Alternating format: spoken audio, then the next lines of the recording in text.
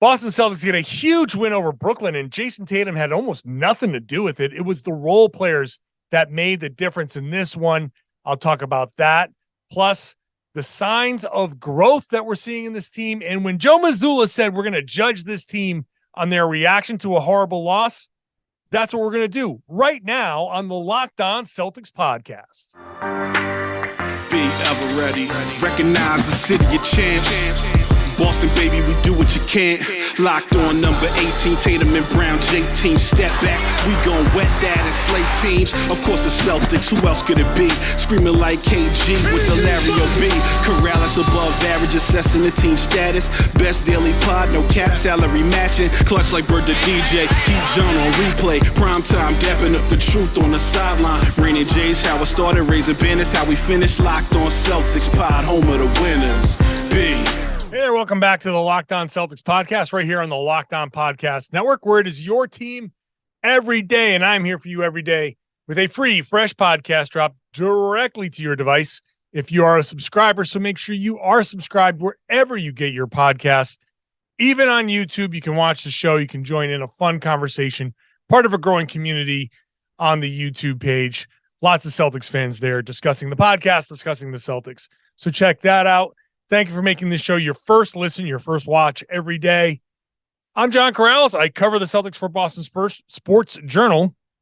I get it right one of these days. Boston Sports Journal. I also played basketball professionally once upon a time, a long time ago. Today, talking to you after the Celtics beat the Brooklyn Nets 109-98, and what a game this was. Jayson Tatum didn't look great. Everyone else basically did.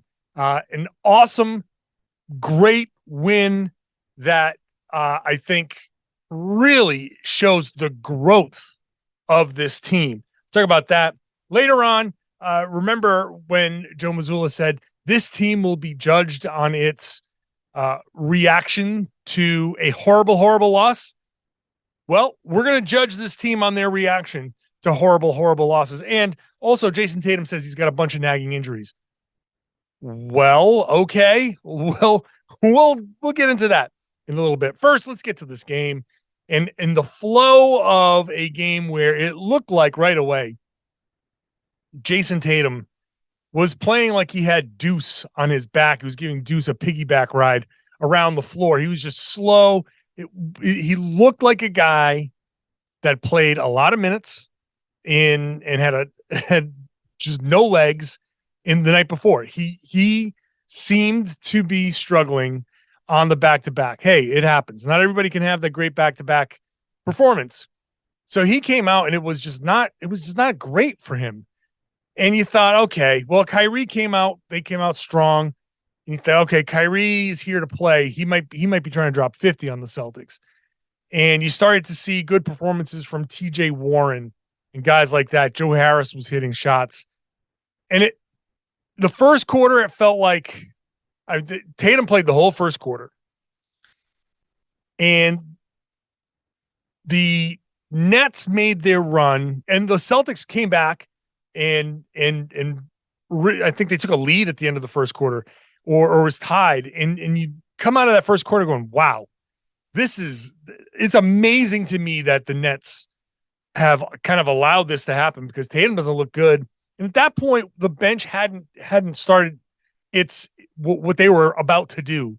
And in the second quarter, started out with the Nets making their run. And you actually saw Jayson Tatum get up off the bench to check back in because Mazzulla was like, well, it was kind of a rock fight with Tatum in there.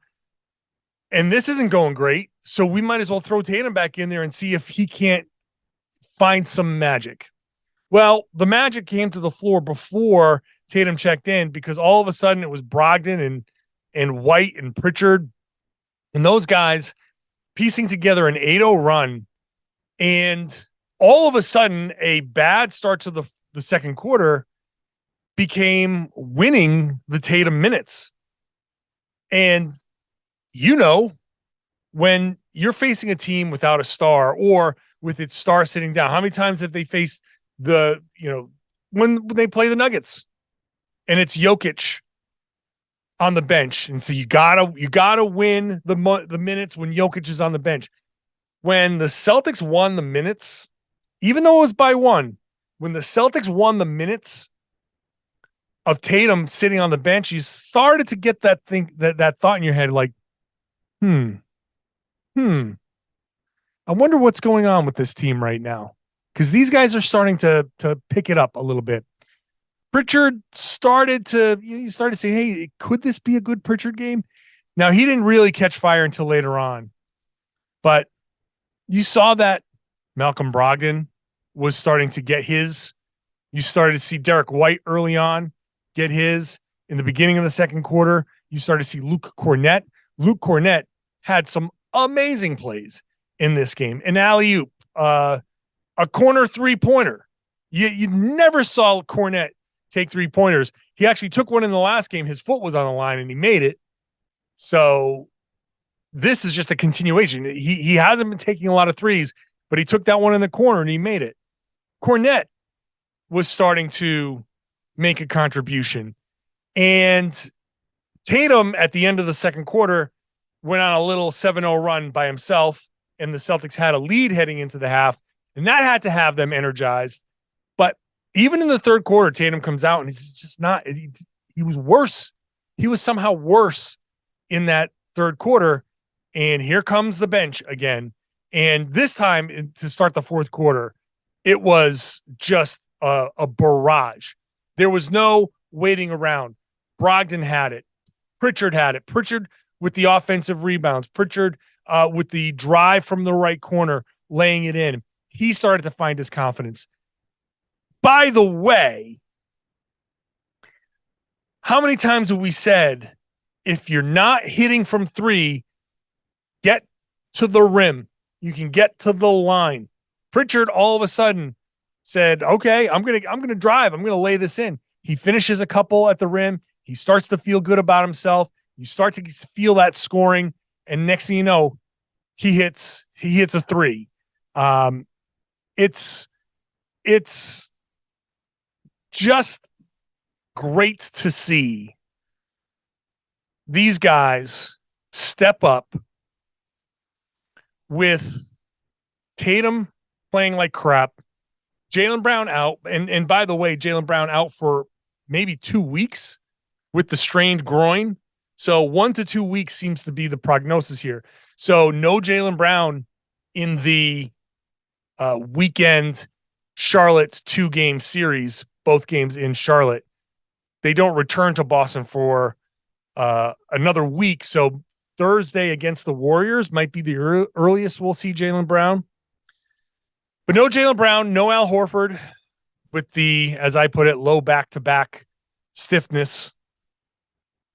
Jayson Tatum, you almost might as well have not have had him for the way he played for big stretches. Although, look, he did have 11 rebounds. To be fair, he did have 11 rebounds. He did have 5 assists. He did do other things. He just shot poorly. 7 of 22 from the field, 2 of 10 from the line. He was worse. He shot like 18% in the second half. Just horrible. But you go down the box score one after another. Everybody made a contribution. Hell, even Sam Hauser, who only played 5 minutes, when he was in there, he did have a couple hustle plays and I believe a putback. So, but down the line, Grant Williams made a contribution. Robert Williams made a big contribution, offensively, especially as that outlet with Tatum driving, and they were just beating the crap out of Tatum. Not only was Tatum seemingly tired, he was hounded, double teamed, triple teamed from time to time. They made his life absolute hell, which is exactly what we expected going into the game. With no Jaylen Brown, they were going to make Tatum's life absolute hell. And they tried to do that, and they did, and he didn't shoot well. And this is exactly what you want from the rest of the team. You want to see other guys step up. This is a sign of growth. This is a sign of the benefits of the recent struggles. I'll talk about that when I come back here on the Locked On Celtics podcast. First, today's show is brought to you by LinkedIn. LinkedIn Jobs is helping small business owners and hiring managers find success in 2023.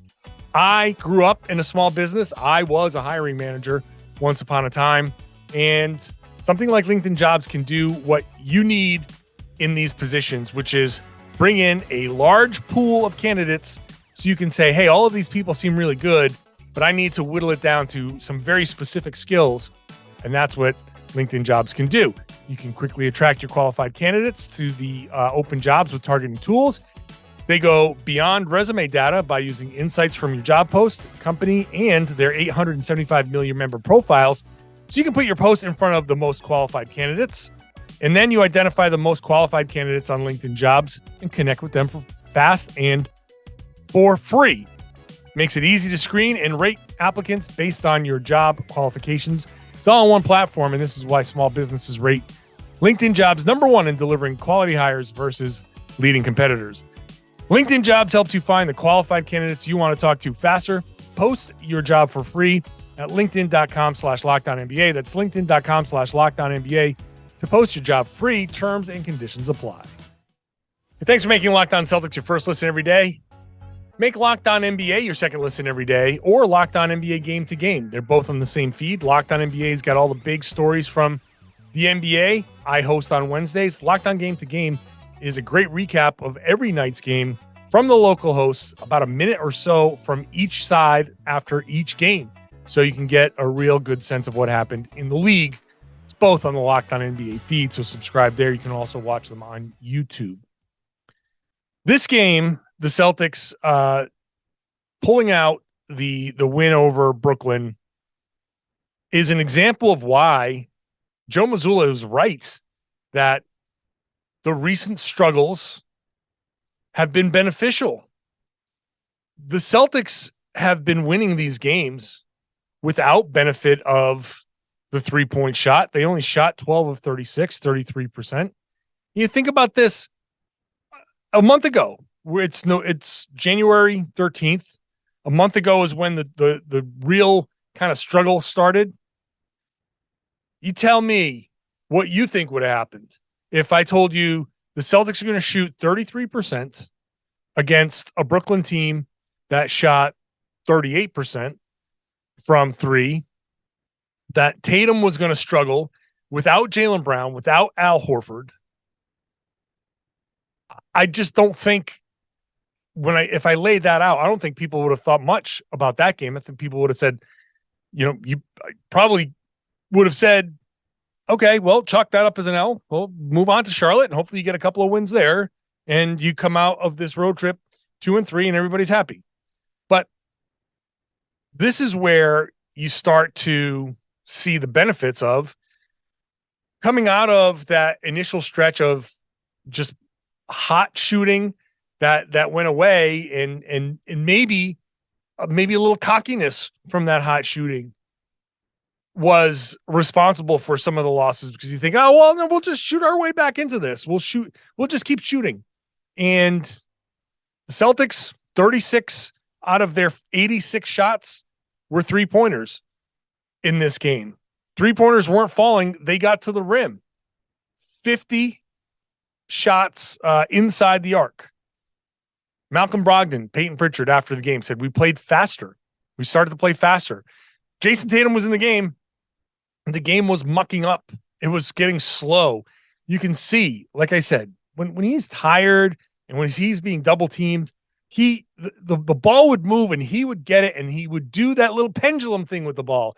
Just bring it down and survey the floor, and it just became a ball stopper. And against a team like Brooklyn, that's the worst thing you can do, because a team like Brooklyn, who's been defending a lot better, right? So their defensive rating has climbed a lot. But if you're not putting pressure on a team that's not necessarily full of great defenders, the more pressure you can put on them, the more they're going to break. It's my analogy with the hanger. If you take a wire hanger and you keep bending, eventually it will break.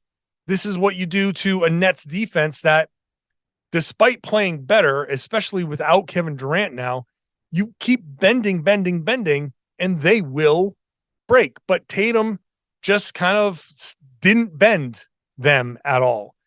So figuring out, okay, instead of feeding off the misses and feeding off the real bad energy that started the game, the bench comes in and says, you know what? We're going to change things.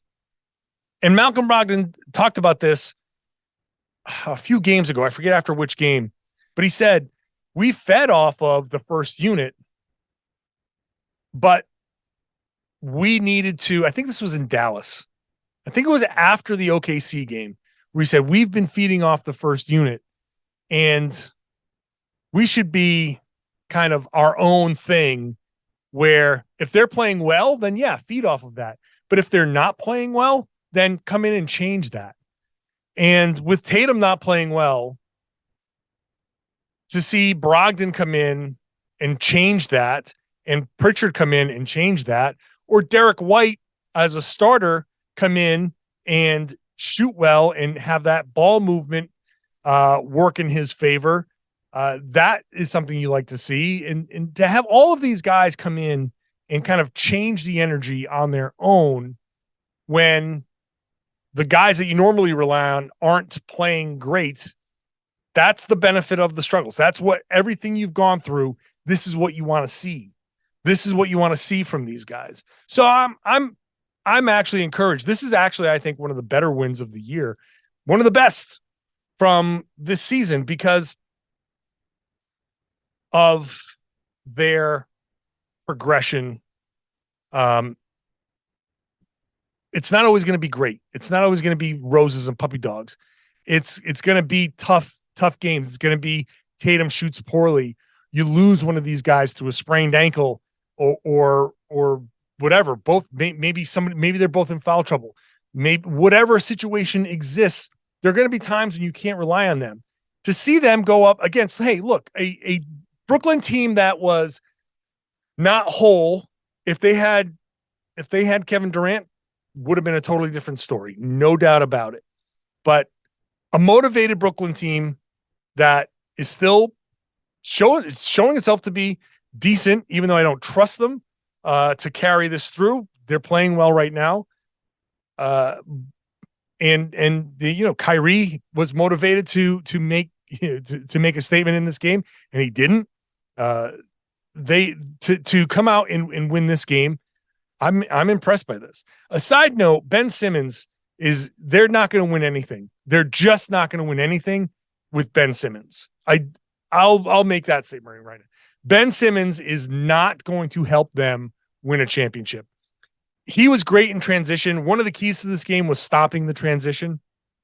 And Simmons had 13 assists through 3 quarters. Fourth quarter, he had none because the Celtics finally shut the water off.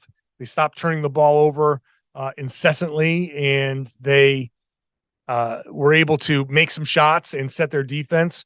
And in the half court, Ben Simmons sucks. He just sucks in the half court, giving up shots. You work so hard in the offense to move the ball and move the defense and swing the ball around, and you finally get it to a guy who's going to take a good shot, and it's Ben Simmons, and he gives up the good shot that you just worked for. All the stuff that I talk about on this podcast, that every basketball podcaster talks about, that every coach wants to talk about, everything that the people have geared their offenses to, ball movement, cutting, getting the best possible shot. And here's Ben Simmons getting a bunch of great potential looks, and he passes out of them. I just cannot, unless somebody hypnotizes this guy. If he keeps playing like this, they're not going to go anywhere. They're just not going to go anywhere. You got to get over this little hurdle of yours that says, I don't want to get fouled. Or maybe don't. I mean, from a Celtics perspective, don't. Continue to play exactly the way you want to play, because that's not going to help them win anything. All right, let's judge the Celtics on their reaction to the Oklahoma City loss, because that was where Joe Mazzulla said, hey, this was bad. We didn't want to go through this, but we'll be judged on how we react to this. Talk about that when I come back. First, today's show is brought to you by BetOnline, your number one source for sports betting information, your stats, your news, your analysis. It's all right there at betonline.net. You can get the latest odds and trends for all your professional sports, even amateur sports, even international sports. NFL is heading into the playoffs. All your basketball stuff is obviously there. Spring training. Hey, it's almost spring training time. Can you believe that? It's almost spring training. I can't. I mean, come on. That's all there. Baseball will be there at betonline.net. You can even get sports podcasts, which obviously you like those. And it's the fastest and easiest way to get all your betting information. So head on over to the website. You can use your mobile device to do it. BetOnline is where the game starts. Please gamble responsibly. Joe Mazzulla sat there after the Oklahoma City loss and pulled no punches. I mean, he gave it to his team a little bit there and said, among the things that he said was, look, we're not going to be judged on this result. We're going to be judged on how we react to this result. They had just lost to the Denver Nuggets. They had those few losses, the Orlando loss twice, the Pacers loss. So there was a stretch there from going back a month ago, December 10th, Warriors loss, Clippers loss, Orlando, Indiana, 5 losses in 6 games. Then, okay, you beat the Timberwolves. They were missing guys. You beat the Bucks on Christmas Day. That was nice. You beat the Rockets. That's nice. Beat the Clippers. That was a tough game. That was good. And then the 2 losses, the Denver loss where I thought they played well, but execution was not great, or played, the effort was good. Execution was bad. And the Thunder loss, which 150 to 117 is, ugh. So it was an up and down stretch, and people are like, okay, well, who are you guys now? Well, what's going on with you guys? Well, let's judge them on how they reacted. They come out, they played Dallas. In Dallas, on TNT, Luka game, that was a great game. They ended up winning that game by a ton. That was a great reaction. That was a fully motivated, great reaction game where they got great performances up and down the board. That's kind of like a, hey, this is kind of we're the contenders. This is you should kind of recognize that this is the best team in the league. So that was a good win. Then the San Antonio Spurs, and that's a game that we put a lot of pressure on, kind of, well, not that they felt the pressure, but people like me, put pressure out there to say, hey, you got to come out and perform in this game. And they won the game. And it was kind of like a not sloppy game, but the Spurs didn't go away. The Celtics had to kind of bear down and figure that game out and hold off a plucky team, a team that just doesn't know how to quit. And they pulled that out. It's a very different kind of win against the Spurs. And then they beat the Bulls. They come in, and the Bulls game was they almost let go of the rope in that game, but they held off Nikola Vucevic. They didn't give him a ton of offensive rebounds. They only gave up 4 offensive rebounds that were non-garbage time at that point. They really they limited their turnovers. That was a different kind of win. They kind of adjusted to the Cleveland Cavaliers style. And I mean, I'm not Cleveland Cavaliers. What am I talking about? The Chicago Bulls style.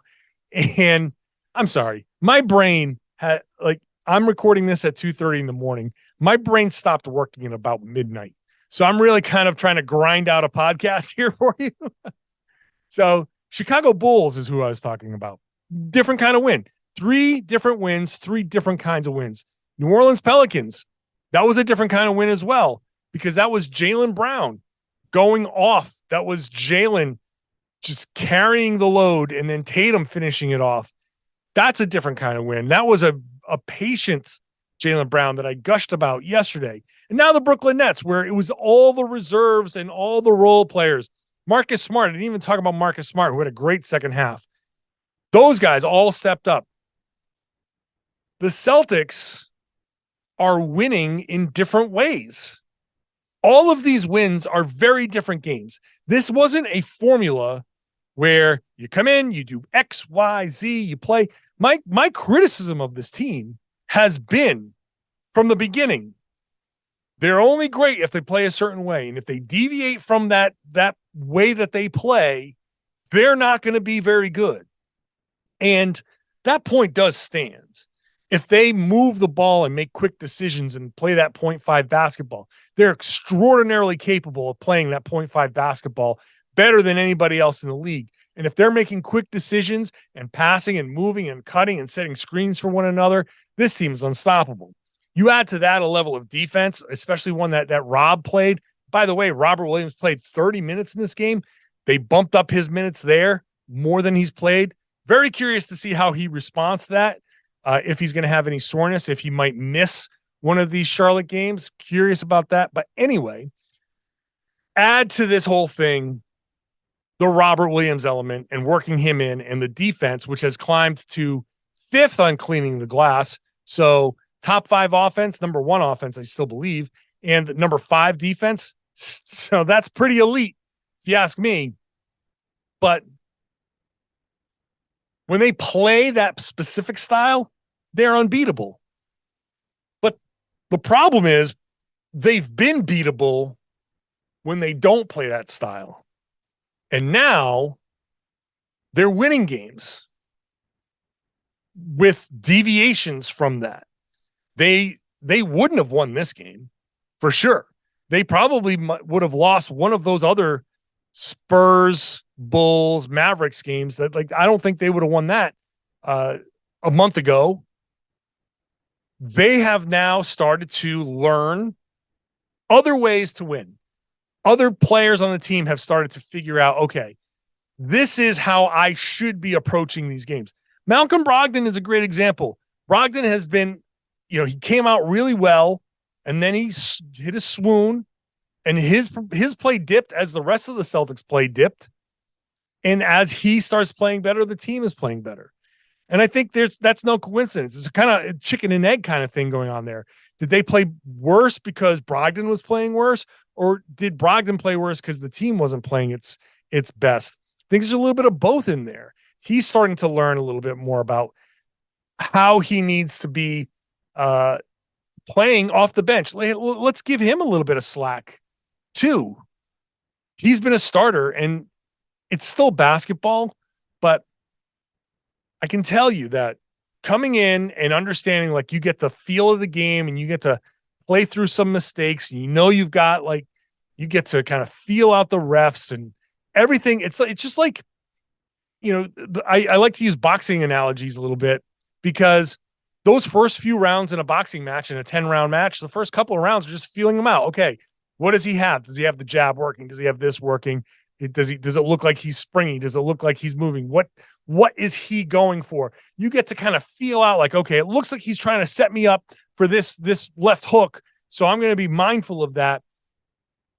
When you're coming off the bench, you're starting out in the 3rd round, and you gotta almost like you're watching the fight, and then you enter the body of that fighter in the 3rd round, and you're like, okay, I think I see what's happening, but I haven't been able to feel it out myself. It's just a little bit different. And if you've been a starter your whole career, it is different. So giving a guy like Brogdon a little bit of slack to figure himself out, this is part of that too. So judging this team on its reactions to the Thunder loss, I feel really good about how they've been able to pull that out, how they've been able to react. This is a team that is growing, and this win kind of tells us that. This win and the other 4, because they've now won 5 in a row, are part of the tapestry. They're winning games in different ways, and it's showing the growth, and it's showing Joe Mazzulla was right. He was right about how this team was going to be judged. I hope you don't judge me too harshly about this podcast, because, like I said, sometimes the brain just shuts off when it wants to, and I can't hit the combination to get it going. So I'm going to wrap up the podcast right there. I want to say thank you for listening. Thank you for watching on YouTube. Please subscribe on the YouTube channel there. It really is. I know I'm saying it's a growing Celtics community a lot. It really is, because you look at the comment section and there are threads down there that are discussing, and they're actually going back and forth. And I'm checking them out. It seems like normal conversation for the most part, which you don't get a lot on the internet, but it's going to try and keep that the case on the Locked On Celtics page, because sometimes Twitter sucks and you can hop on there and actually have maybe you can find some decent conversation there. So subscribe there, leave your comments, like the videos, all of that stuff. And I'd love it if you shared the video, share the podcast, tell your friends and family and everybody that they should be listening to and watching the Locked On Celtics podcast right here in the Locked On Podcast Network, where it's your team every day.